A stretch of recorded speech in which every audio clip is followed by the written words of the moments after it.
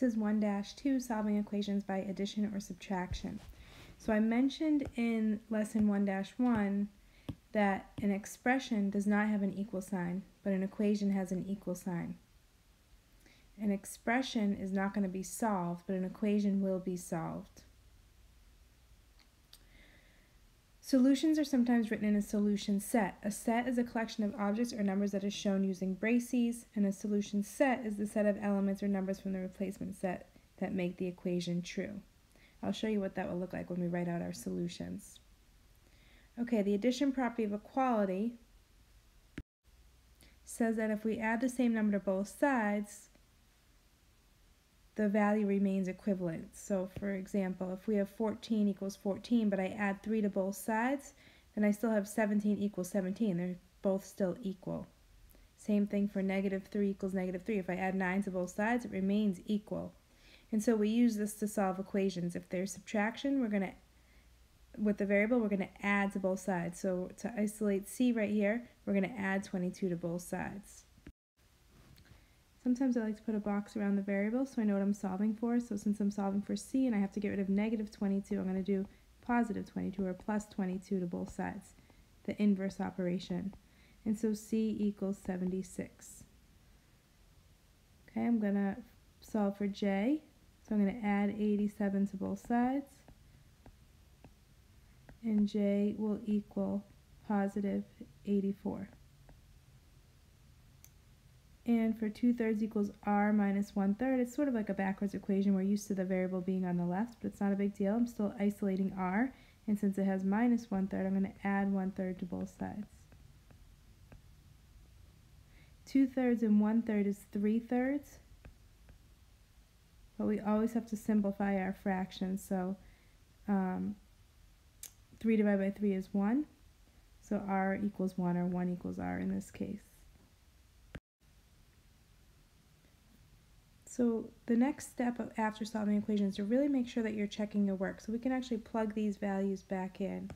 So if you take 76 and you plug it into the C spot and you do 76 minus 22, it does equal 54. So I know this one's correct. Put 84 in the J spot. 84 minus 87 is -3, so that's correct. And 1 is going to replace R. So 1 minus 1/3 leaves me with 2/3. So I know that these are all correct here.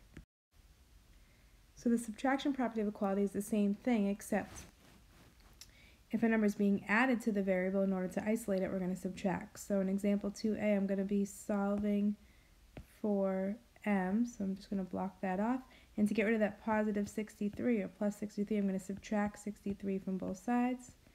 And m will equal 16. I could check my work. If I plug 16 back into this m spot right here, 63 plus 16 is 79, so this is correct. Next one, I'm going to solve for p. Since it's +16, I'm going to subtract 16 from both sides. These are both negative, so if you think about a negative and you add on another negative, you're even more negative on the number line. So this is going to be -28 equals p. Again, plug -28 in here. -28 plus 16 gets us to -12. Okay, example C, I'm going to solve for x. To get rid of the plus 0.2, I'm going to subtract 0.2 from both sides. So we have 9/10 minus 2/10, which is 7/10. 0.7 is equal to x. And again, I could plug in 0.7 right here. Well, 0.7 plus 0.2 is 0.9, so that's correct. For translating equations, we're really going to use the same vocabulary we used in 1-1 with words such as like increase means addition or product is multiplication, etc. The big thing now is that with equations, like I said before, it's different from expressions just because of the equal sign. And so I want you to know that the word is signifies an equal sign for sure, as much as is really the same thing, so that's equals as well. Okay, so translate example 3. Translate each sentence into an equation. 7 times a number squared. 7 times a number squared is equals 5 times the difference of k and m. Well, difference means subtract, so 5 times those two variables subtracted. Okay, example 3b. 15 times a number, 15n, subtracted from 80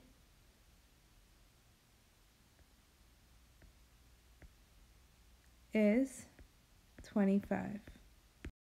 I'm really just translating one word at a time, the same way if I translated a sentence in Spanish and I was changing it into English, I'd really kind of break it down one word at a time.